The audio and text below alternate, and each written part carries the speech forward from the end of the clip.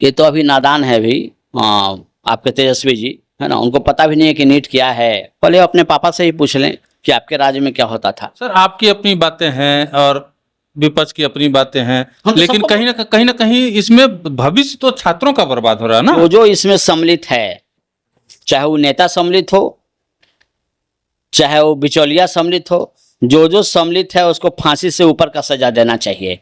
NEET में कथित गड़बड़ी को लेकर के पूरे राजनीतिक जगत में जो है घमासान मचा हुआ है। अब इस घमासान में जो है बिहार के पूर्व उप मुख्यमंत्री तेजस्वी यादव भी कूद चुके हैं। उन्होंने भाजपा पे जमकर हमला बोला है और इसकी प्रतिक्रिया लेने के लिए अभी हम पहुंचे हैं। पंकज परमार जी बीजेपी के नेता हैं और खुद भी कभी नीट की तैयारी पंकज परमार जी कर चुके हैं। सर किस तरीके से देखते हैं ये जो नीट परीक्षा में पेपर लीक हुआ, उसके बाद जो है विपक्ष लगातार आप पे हमलावर है। तेजस्वी जी कह रहे हैं कि भाजपा केंद्र में रहे या राज्य में रहे, पेपर लीक होना तय है।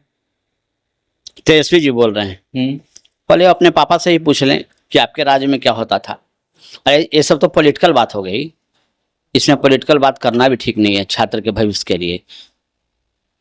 इसको हम लोग छात्र द्रोह बोलते हैं, है ना। छात्र द्रोह, देशद्रोह और आतंक द्रोह, ये तीनों से समझौता नहीं होना चाहिए। एकदम नोट कर दीजिएगा, छात्र द्रोह, देशद्रोह एंड आतंक द्रोह, इस पर पॉलिटिक्स होना ही नहीं चाहिए। ये तो अभी नादान है भी आपके तेजस्वी जी, है ना। उनको पता भी नहीं है कि नीट क्या है ना। नीट के बच्चे जाएंगे तो क्या करेंगे। अब वो यदि बीमार पड़ते हैं तेजस्वी जी तो कहाँ जाएंगे, संत के पास या वो किसी औघर के पास। यदि बीमार पड़ते हैं तेजस्वी जी तो कहाँ जाएंगे, मतलब संत, औघर या आप कैसा मीडिया के पास कि हमारी बीमारी ठीक कर दीजिए। जाएंगे तो डॉक्टर ही के पास ना। और यदि इस तरह के डॉक्टर वो लोग पैदा करेंगे तो बीमारी है पेट का और इलाज हो जाएगा आँख का, तो क्या होगा। इसमें तो सब लोग चपेट में ना आएंगे, वो पॉलिटिशियन हो या वो जनता हो या गरीब हो या अमीर हो, जाना तो सबके डॉक्टर के दरवाजे पर है। गलत क्या कहा है तेजस्वी यादव ने? उन्होंने तो कहा है कि बहुत गंभीर विषय है, जो लोग जेल में है वो बोल रहे हैं। आपने ही बोला गंभीर विषय है, ये तो पॉलिटिकल लैंग्वेज हुआ। आपने ही बोला कि जो इसमें सम्मिलित है, चाहे वो नेता सम्मिलित हो, चाहे वो बिचौलिया सम्मिलित हो, जो सम्मिलित है उसको फांसी से ऊपर का सजा देना चाहिए। ये आप यदि है तो मन से बोल दीजिए।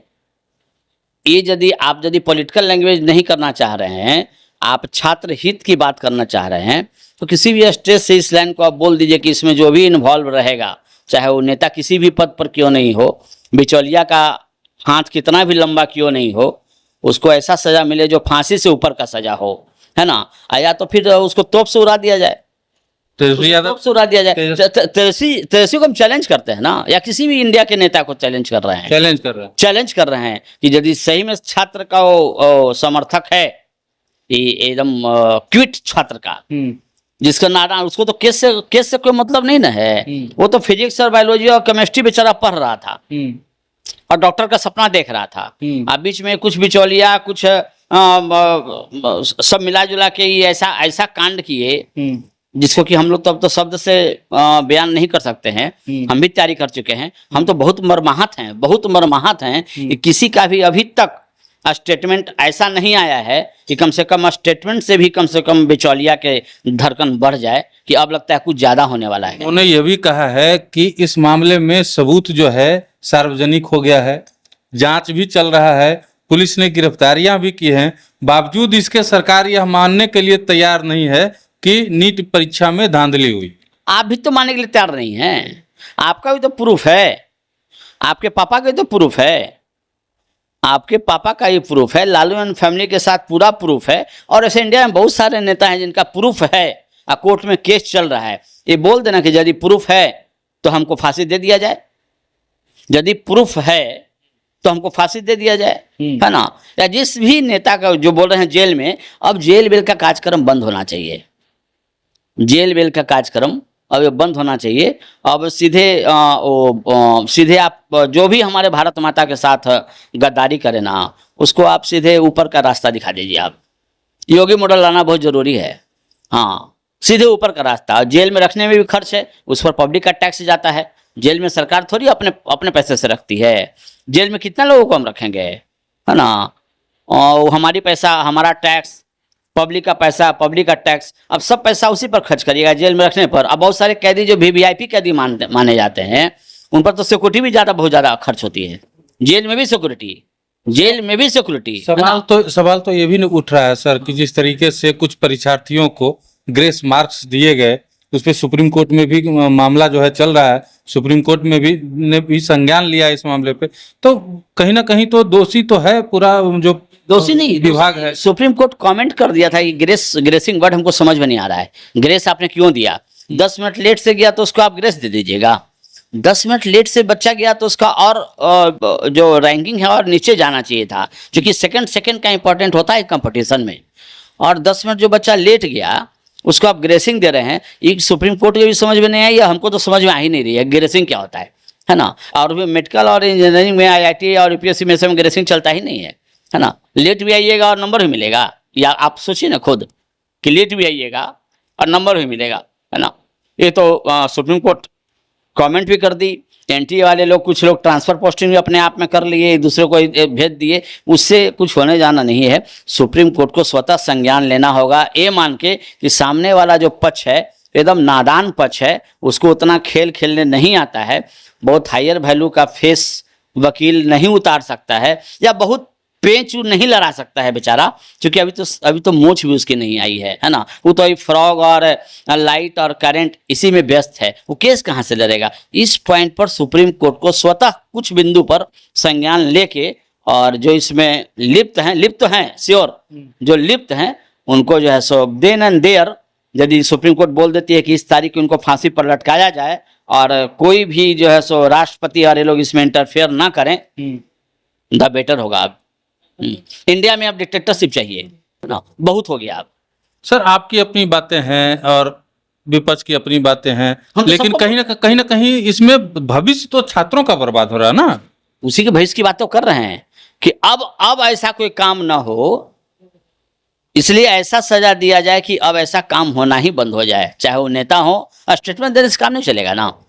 तेजस्वी जी स्टेटमेंट दे रहे हैं, वो भी क्लियर बोल देना कि जो इन्वॉल्व है उनको फांसी दे दिया जाए, जो घोटाला में इन्वॉल्व है उनको फांसी दे दिया जाए। तो खाली आपको दोषी ठहरा रहे हैं, यही तो है पॉलिटिक्स।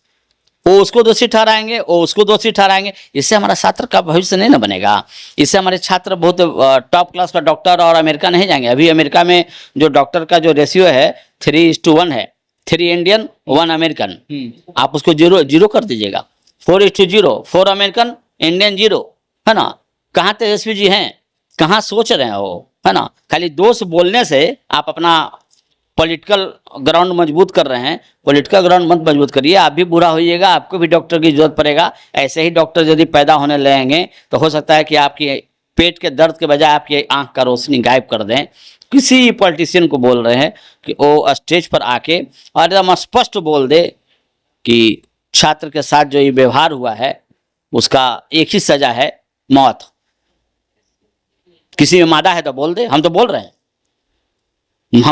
हैं जी, हम तो बोल रहे हैं कि छात्र के साथ जो किया है, चाहे वो उसका हाथ कितना भी लंबा क्यों नहीं हो, उसका पद कितना भी ऊंचा क्यों नहीं हो, उसको मौत मिलना चाहिए। अब मौत मिलने के लिए उसको बुढ़ापा का इंतजार भी नहीं करे कोर्ट।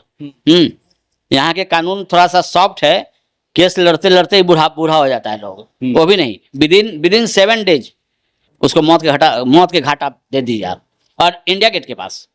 पंकज सिंह परमार जी को सुन रहे थे आप। ये जितनी बातें इन्होंने कही ये इनके अपने विचार हैं, हालांकि हम इनके विचारों से सहमत नहीं है कि जो दोषी हैं उन्हें मौत की सजा दी जाए।